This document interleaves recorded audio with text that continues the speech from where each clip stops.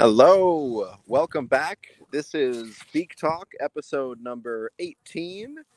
This is the weekly live stream show that talks about different methods and approaches that one might take when they're keeping bees. I'm the host of the show. My name is Eric Deemer, and I'm happy to have you joining me today.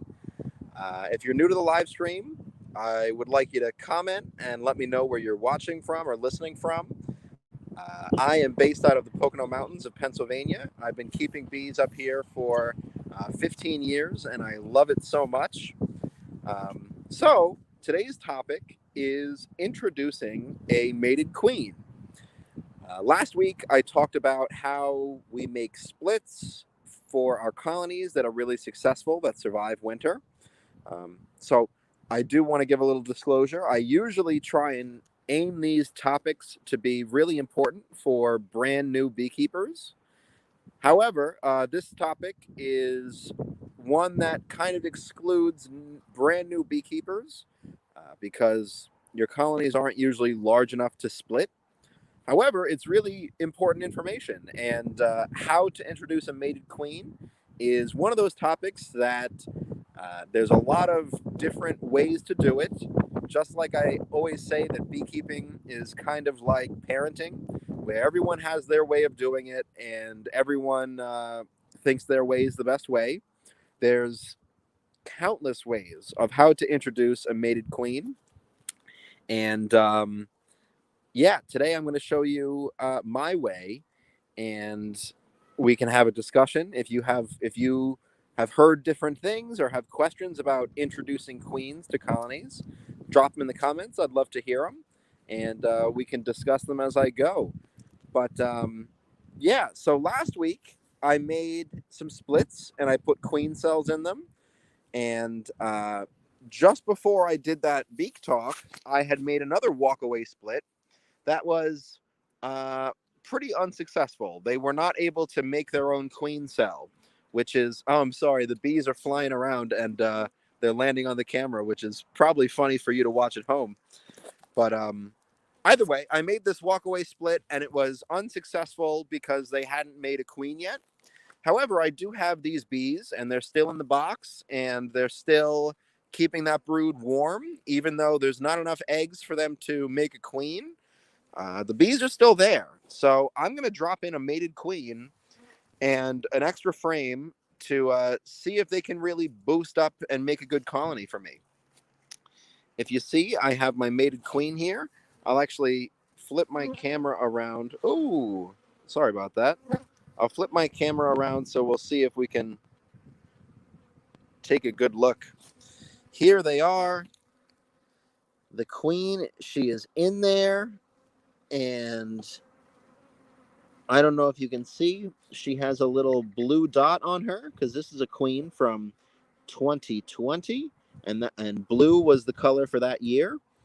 White is the color for this year. So any new queens that are mated, um, if you're buying queens from this year, they're going to be marked with a white dot if your supplier does markings. But basically, what I have, I'm going to try and do this rather quick.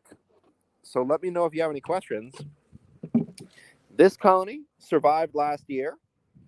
This side did not, but I had already started to make a split in here. So I go down to my second box, and there is a frame of brood here that the bees are liking quite a bit. So I'm going to leave this alone, but I am going to take one of these frames out and put in one more frame over here. So I should really say it's only maybe half a frame total of bees that I have in this box. That's not really enough to make a good split out of. So, I'm sorry, the girls are a little unhappy right now because I'm standing in their entrance. That's actually a fun thing that I can talk about. Here's the entrance for this colony, and I'm sure you can hear at home that the bees are very unhappy right now because I'm standing in front of their entrance. Now, if I move out of the way, pay attention, these bees fly right back in, they calm right down, because they're taxiing in the air, actually. They're waiting for people to get out of the way so they can start landing. And once I cleared out of the way, you see they're bringing in some beautiful yellow pollen. That could be from any number of sources. But once I gave them a minute, they calmed right down. So that's some great news. Again, if you're watching the show, I'd love to hear where you're listening from or viewing from.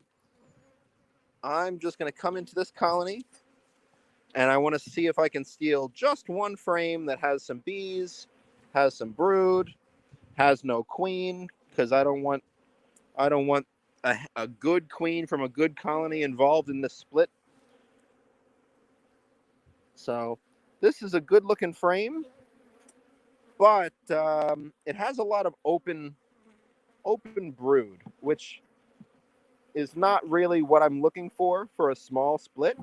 I kind of want just like this one, not a lot of open brood, so the bees can keep this capped brood warm.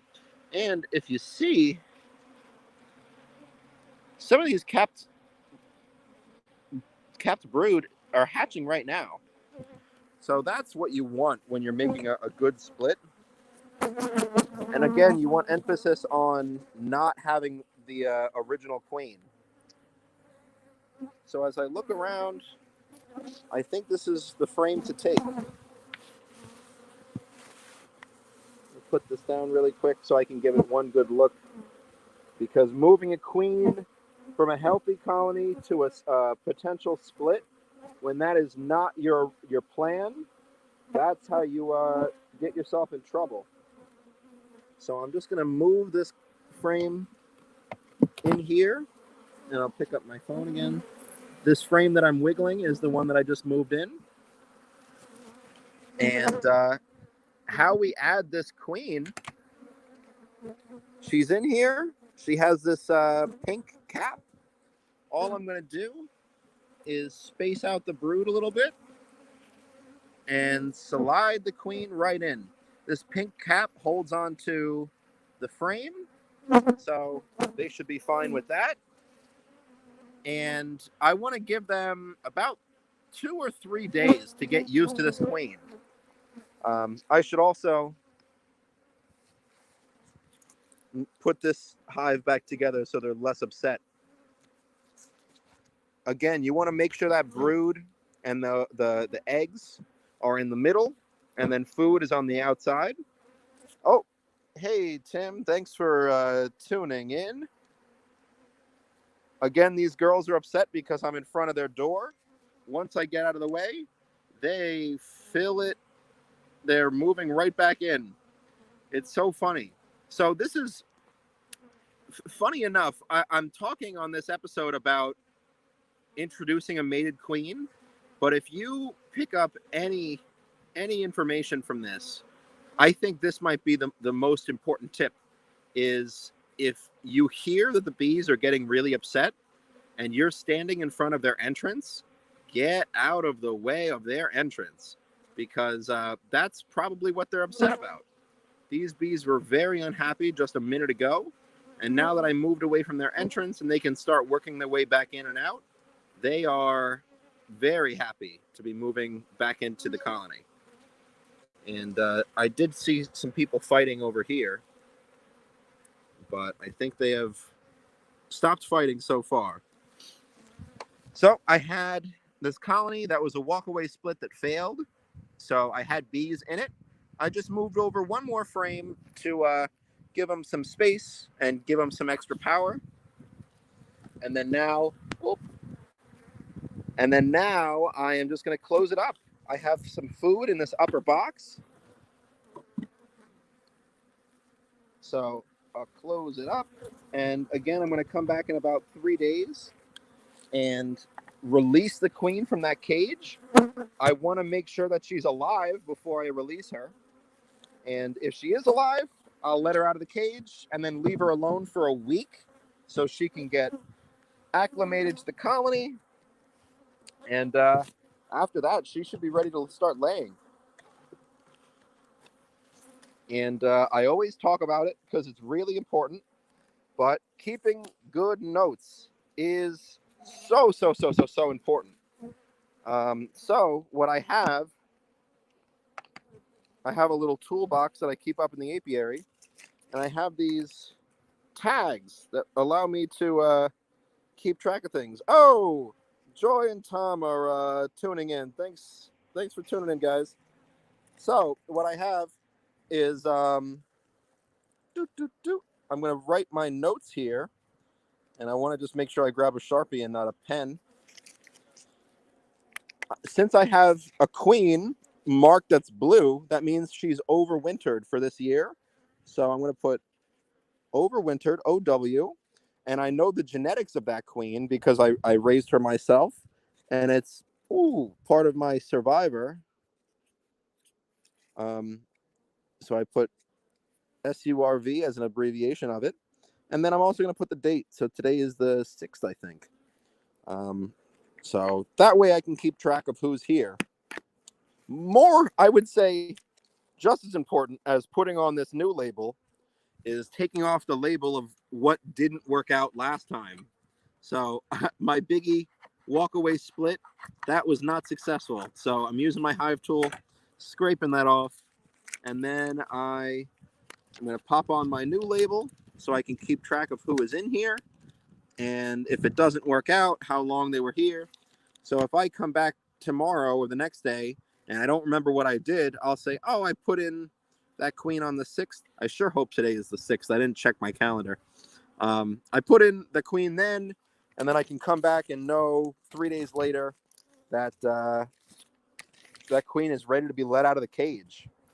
Sometimes, when you get more than 2 or 3 colonies, it's hard to keep track of what you've done to who and when.